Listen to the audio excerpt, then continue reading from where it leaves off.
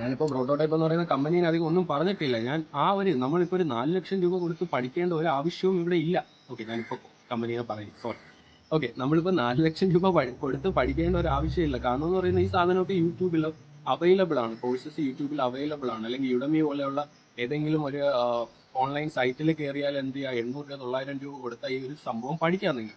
Okay, പഠിക്കാൻ still ബുദ്ധിമുട്ടുണ്ടെങ്കിൽ എവിടെയെങ്കിലും പോകാം. ബട്ട് ഈ ഒരു എമൗണ്ട് കൊടുത്ത് പഠിക്കേണ്ട ആവശ്യം ഉണ്ടോ എന്ന് ചോദിച്ചാൽ ഞാനില്ലെന്നേ പറയൂ. അതേ സെയിം സംഭവമാണ് ഞാൻ ബിടെക്കിന്റെ കാര്യത്തിലും പറയുന്നത്. നമ്മൾ ഭയങ്കര ഹയർ ഫീ കൊടുത്ത് ഒരു കോളേജിലും പഠിക്കേണ്ട, അയ്യോ അങ്ങനെ പറഞ്ഞാൽ കോളേജസ് ഇഷ്ടമാണ്, അത് നമുക്ക് കറ്റിയാം.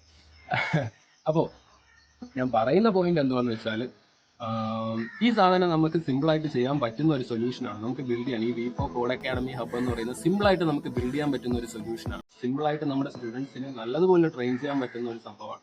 അപ്പോൾ ഞാനിപ്പോൾ എൻ്റെ പ്രോഡക്റ്റ് പ്ലേസ്മെന്റ് ഇതിൻ്റെ അകത്ത് നടത്തുന്നു എന്നുള്ള ഒരു കോൺസെപ്റ്റിലാണ് നിങ്ങളിത് കാണുന്നതെങ്കിൽ നിങ്ങൾക്കൊരു ഉപയോഗമില്ല. ബട്ട് നിങ്ങൾ ജസ്റ്റ് ഒന്ന് ചിന്തിച്ച് നോക്കുക, നമ്മൾ ഇത് ഇത്രയും ഫീസ് കൊടുത്ത്, പാരൻസിൻ്റെ ഇത്രയും ഫീസ് കൊടുത്ത് ഇത് പഠിക്കേണ്ട ആവശ്യമുണ്ടോ? ഈ യൂട്യൂബിൽ ഈ സാധനം അവൈലബിൾ ആണെങ്കിൽ നമുക്ക് സ്വന്തമായിട്ട് എന്തുകൊണ്ട് പഠിച്ചുകൂടാ?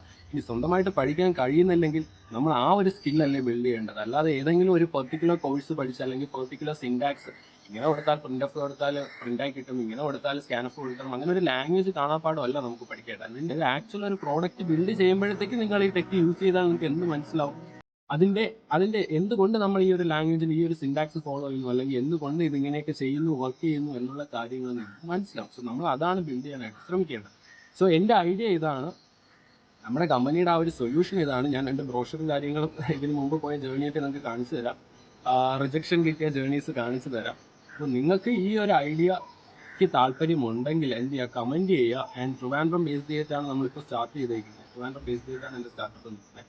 അപ്പോൾ നിങ്ങൾക്ക് ഇൻട്രസ്റ്റഡ് ആണെങ്കിൽ എന്ത് ചെയ്യുക, കമൻറ്റ് ചെയ്യുക. ഓക്കെ, ആൻഡ് നമുക്കിത് ഫർദർ വർക്കൗട്ട് ചെയ്യാം.